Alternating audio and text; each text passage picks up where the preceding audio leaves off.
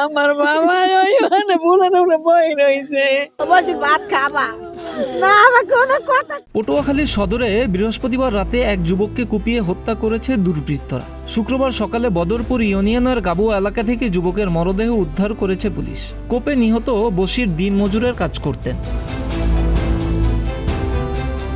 ভোরে বাড়ির পাশে কাঁচা রাস্তায় বশিরের রক্তাক্ত মরদেহ পড়ে থাকতে দেখেন স্থানীয়রা। প্রত্যক্ষদর্শীদের ভাষ্য, অত্যন্ত ভদ্র ও ধার্মিক ছিলেন বশির। তিনি নিয়মিত 5 ওয়াক্ত নামাজ আদায় করতেন।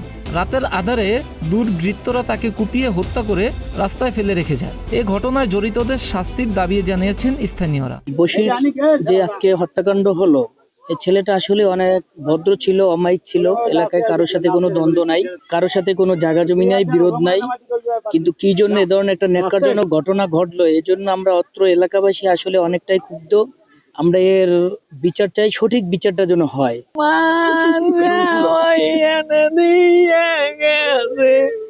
আমার বাবা ওইখানে বুলের উপরে বই রয়েছে।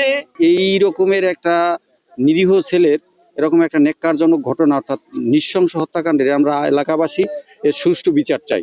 দুর্নইলে তবু এরা কিন্তু কোনো হাউ কোনো রাজনীতিতে নাই, কোনো দলাদলিতে নাই, কোনো জমি জমালই নাই, কোনো টাকা পয়সা নাই। দেবর খুব ভালো ছিল, কোনো সমস্যা নাই। এর বিচার চাই আমরা সুস্থভাবে। কোনো সময় মুখের দিক চাই, কেউ সাথে কথা বলে নাই, ভদ্রলোক ছিল। বশির শরীফ নামে এক যুবক, ওনার এখানে লাশ পড়ে আছে।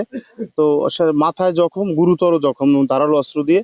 তো আসলে প্রশাসনের লোকজন বিভিন্ন টিম আসছে এখানে, তারা আসলে বিষয়টা তদন্তাধীন আছে। আসলে এটা আসলে হত্যা করা হয়েছে, এটা আসলে পরিকল্পিতভাবেই আমার মনে হয়েছে।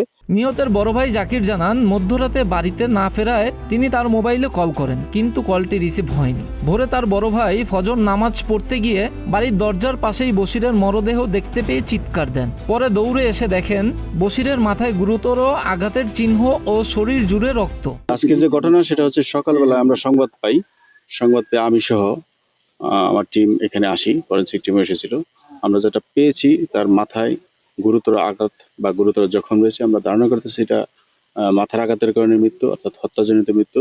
রাতের বেলায় ঘটনা সংঘটিত হয়েছে। এই সংক্রান্তে যে আমাদের পরবর্তী কার্যক্রম, ইনকোয়েস্ট বা পোস্টমর্টম সহ যাবতীয় আইনানুগ কার্যক্রম গ্রহণ করা হচ্ছে। পটুয়াখালী সদর থানার ওসি মনিরুজ্জামান জানান, বশির নামের এক যুবকের মরদেহ উদ্ধার করা হয়েছে। যুবকের মরদেহের মাথায় আঘাতের চিহ্ন পেয়েছেন।